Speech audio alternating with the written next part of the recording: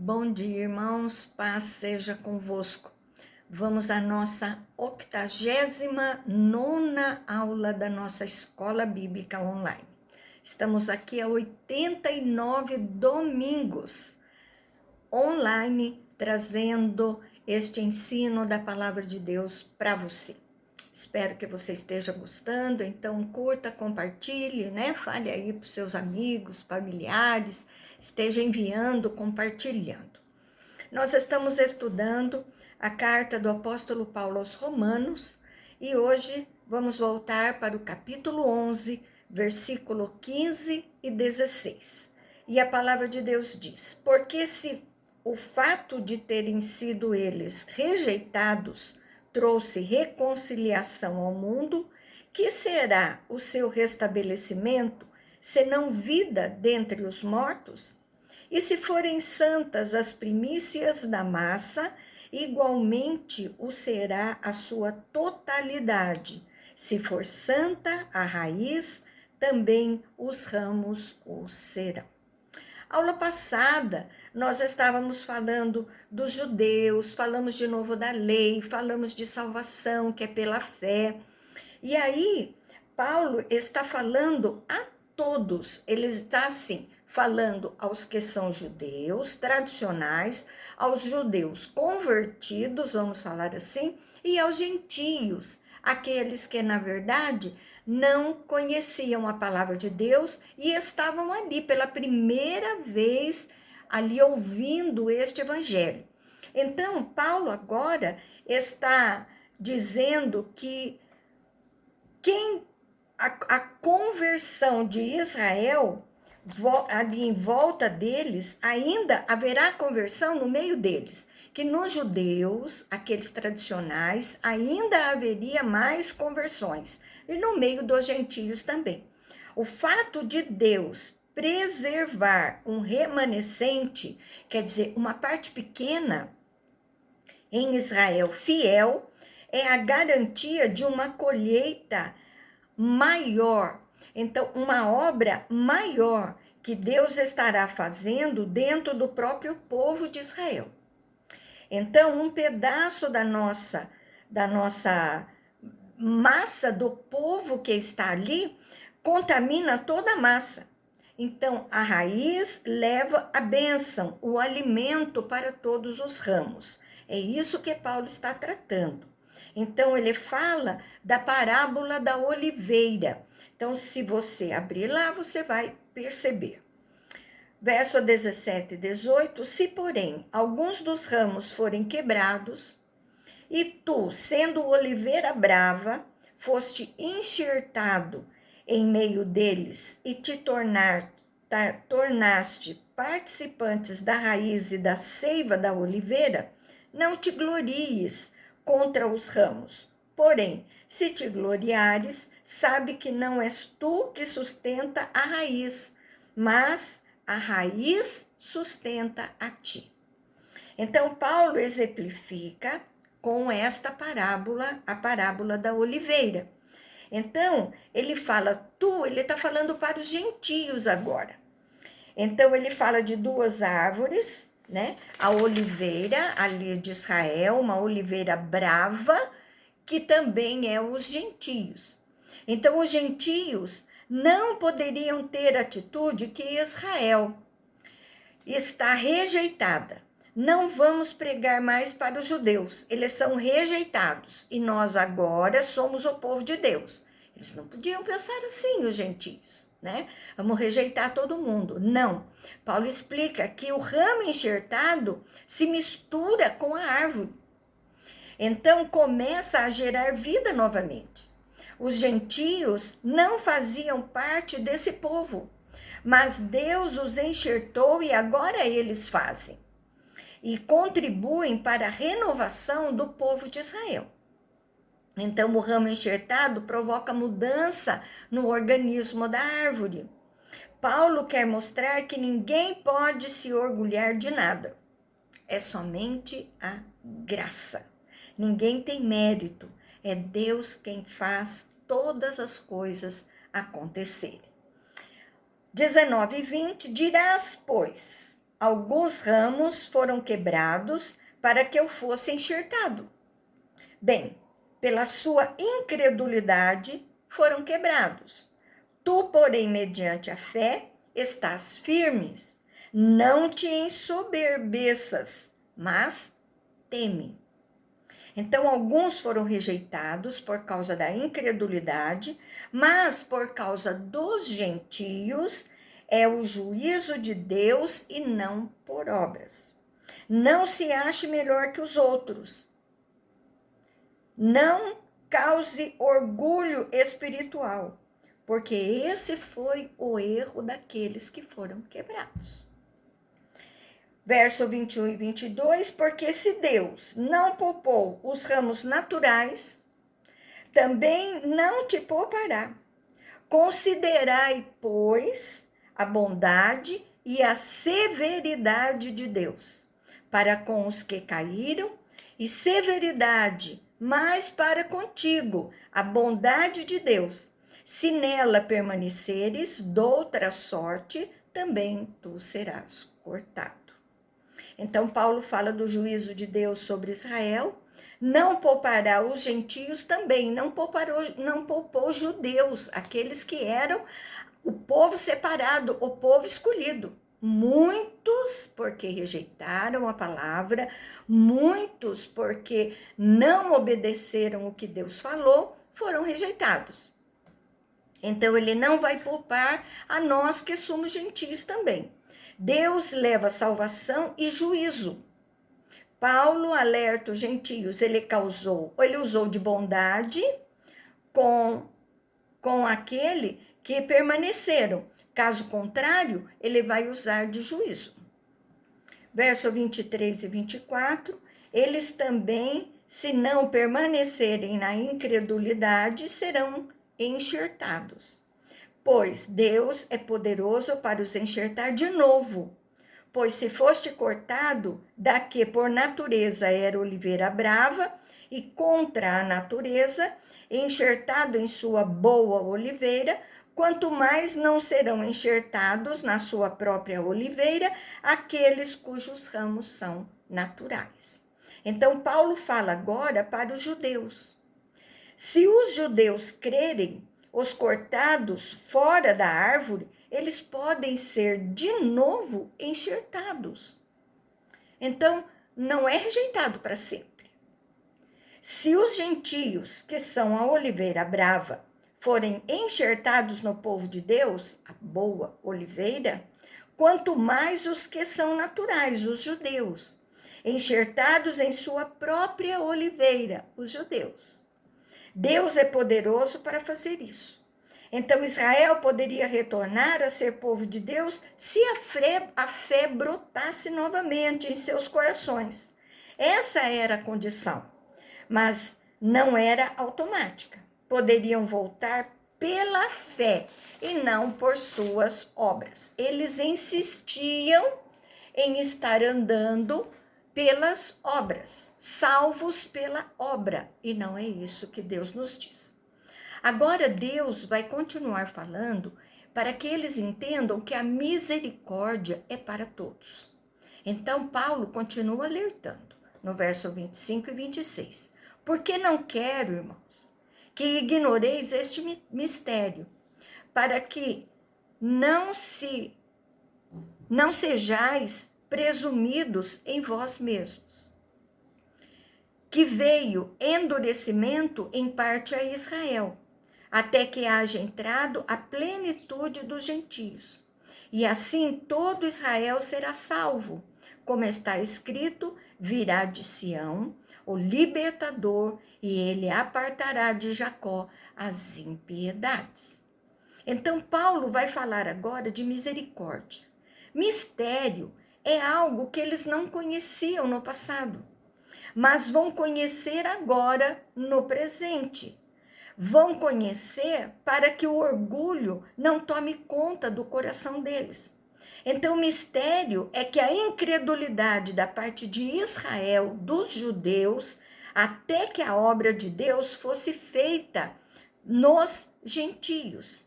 Então, a plenitude é algo completo, é algo total. todo Israel não é 100%. Ele está falando todo Israel. Israel é o povo separado. Israel, então, 100% não. É o povo que creu. Todo Israel. Todo aquele judeu que creu em Jesus, né? Todos os eleitos salvos. Então, israelita, de fato, é o que crê e não o que nasceu em Israel. Em Isaías 59, 20, faz a menção da primeira vinda de Jesus e Paulo usa para a segunda vinda de Cristo. Então, ele vai haver a restauração de Israel. Não 100%, mas aquele que crê. 27 e 29, esta é a minha aliança com eles, quando eu tirar os seus pecados. Quanto ao evangelho, são eles inimigos por vossa causa. Quanto, porém, à eleição por causa dos patriarcas, porque os dons e a vocação de Deus são irrevogáveis. Paulo está citando Isaías 59, 1 e Jeremias 31, 3. Deus está cumprindo a promessa para que os eleitos, os chamados. Primeiro, o povo de Israel, por conta dos patriarcas, a promessa de Deus a eles, foram eleitos. O que Deus prometeu, ele vai cumprir. Então, a rejeição da parte de Israel deu oportunidade aos gentios de conhecer ao evangelho e as promessas de Deus de salvação, feitas aos patriarcas, serão cumpridas por causa da fidelidade de Deus, obediência e fé. Então, Paulo demonstra aqui que tudo está relacionado, tudo está no controle de Deus. Verso 30 e 31, porque assim como vós também, outrora, fostes obediente a Deus, mas agora alcançaste misericórdia, à vista da desobediência deles. Assim também estes agora foram desobedientes, para que igualmente eles alcancem misericórdia, à vista de que foi concedida. Então, Paulo fala dos gentios, eram desobedientes, mas alcançaram salvação, porque eles creram. Os judeus, alguns também desobedeceram, mas para alcançar também misericórdia, né? Eles creram que todos foram concedidos, mas alcançaram aqueles que creram. Então, a desobediência dos judeus gerou misericórdia aos gentios.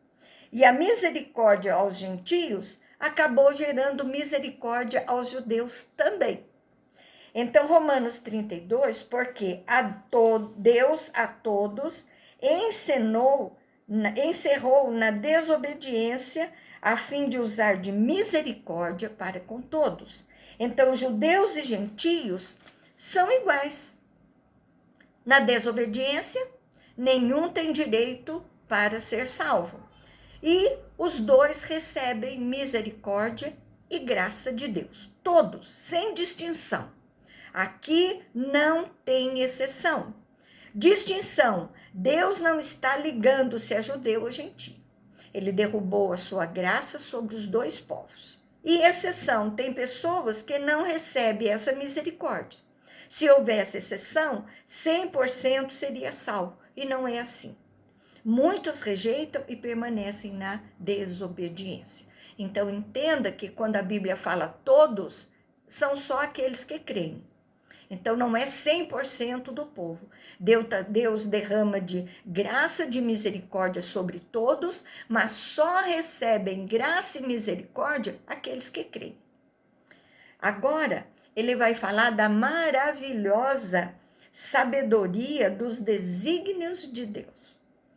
Verso 33 e 34, ele fala: ó profundidade da riqueza, tanto da sabedoria como do conhecimento de Deus. Quão insondáveis são os seus juízos e quão inescrutáveis os seus caminhos. Quem, pois, concedeu a mente do Senhor? Ou quem foi seu conselheiro? Então, Paulo diz que, como são grandes as riquezas e a sabedoria de Deus, não conseguimos entender, na verdade, os seus caminhos, aquilo que Deus trata para a nossa vida, porque nós somos limitados, né? Não temos capacidade de entender a mente de Deus. Ele é o Todo-Poderoso. Verso 35 e 36, ou quem primeiro deu a ele para que lhe venha a ser restituído, porque dele e por meio dele e para ele são todas as coisas. A ele, pois, a glória eternamente. Amém. Quem pode dizer que fez algo para Deus primeiro para que merecesse restituição? Paulo concluiu que depois de causas tão difíceis que ele tratou, ele termina demonstrando a grandeza dos planos de Deus, o controle de Deus sobre todas as coisas. Ainda que você não entenda o que Deus está fazendo, creia no seu coração que ele continua no domínio de todas as coisas, ele sabe o que faz. Então, dele é a sua vontade soberana, por meio dele, a sua ação soberana, e para ele, a sua glória soberana. Deus é o centro de todas as coisas. A nossa vida deve ser para honrar a Deus em todas as coisas. Se não fosse assim, o livro de Apocalipse não teria sido escrito. É para sabermos que o fim será como foi escrito por ele. Olha que coisa mais maravilhosa. Deus é soberano, santo, Deus é poderoso sobre todas as coisas. Agora, nós vimos no capítulo 11,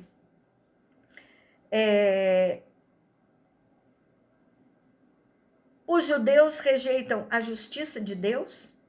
Israel não pode alegar falta de oportunidade. Falou do futuro de Israel.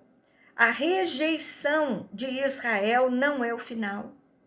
Ele fala da parábola da oliveira, a misericórdia para todos, a maravilhosa sabedoria dos desígnios de Deus. Paulo tratou da justificação de Deus, da rejeição, promessas, grandezas de Deus. Paulo agora trata das práticas da vida de santidade dos judeus e gentios na igreja, para haver paz e para que possam fazer um trabalho que agrade a Deus. Então, veja bem, é necessário a igreja. Voltamos a falar isso. É coisa do diabo que você é igreja, que você tem que estar sozinho, que você pode fazer. Não, você tem que ir à igreja, você tem que congregar. Olha, essas cartas de Paulo, nós estamos falando da carta aos Romanos, foi escrita por Paulo, por inspiração de Deus, para a igreja, para que fosse lida lá na congregação. Então, entenda, você precisa estar na igreja, né, para ouvir os recados de Deus para a sua vida. Existem coisas que é você em particular, mas existem coisas que é no geral. Então, agora, Paulo vai falar da nova vida. Romanos 12, versículo 1 e 2. Rogo-vos, pois, irmãos, pelas misericórdias de Deus, que apresentes o vosso corpo por sacrifício vivo, santo e agradável a Deus, que é o nosso culto racional. E não os conformeis com este século, mas transformai-vos pela renovação da vossa mente, para que experimenteis qual seja a boa, agradável e perfeita vontade de Deus. Então, Paulo pede de maneira especial que prestem atenção no que ele vai falar, que apresentem o seu ser, sabedoras de que são salvos, tomem atitude de oferecer a Deus atos que glorifiquem. O sacrifício no Antigo Testamento era algo para agradar a Deus, honrar a Deus. Assim devemos nos apresentar vivo, consagrado e de coração para Deus. O culto racional, pensado, organizado, planejado, não é focado na emoção, mas sim no que agrada a Deus. Conformeis tomar a forma das coisas erradas. Transformai, mudar a forma pela maneira de pensar, de decidir. Experimentar é o resultado da transformação, que gera boa, perfeita e agradável vontade de Deus. Nós saímos por aí falando, ai, Deus vai fazer na sua vida a boa, perfeita e agradável vontade de Deus. Vai, se houver a transformação na sua vida. Se não, esqueça. Não esqueça que Deus é bondade, mas Ele é juízo também, né? Então, vamos entender bem isso. Agora, o devido uso dos dons espirituais. Paulo vai falar agora, Romanos 3:4, porque pela graça que me foi dada, digo a cada um dentre vós, que não pense de si mesmo além do que convém. Antes pensem com moderação, segundo a medida da fé que Deus repartiu a cada um. Porque assim como num só corpo temos muitos membros, mas nem todos os membros têm a mesma função. Então a graça, aqui Paulo fala do apostolado, o dom recebido, o ministério, não seja soberbo, tenha humildade. Tudo que temos e somos é graça de Deus. Então tenha cuidado a respeito de você mesmo. A medida da fé que Deus deu a cada um pode servir o seu dom. Deus deu a cada um uma capacidade, possibilidades para servir, dons e talentos. É para agirmos exatamente naquilo que Deus nos chamou com humildade. Temos vários membros na obra, mas cada um participando segundo a medida de fé que Deus repartiu. O foco é a soberania de Deus. Temos que usar devidamente aquilo que ganhamos de Deus. Deus dá para a necessidade do tempo, para a necessidade do local onde você está.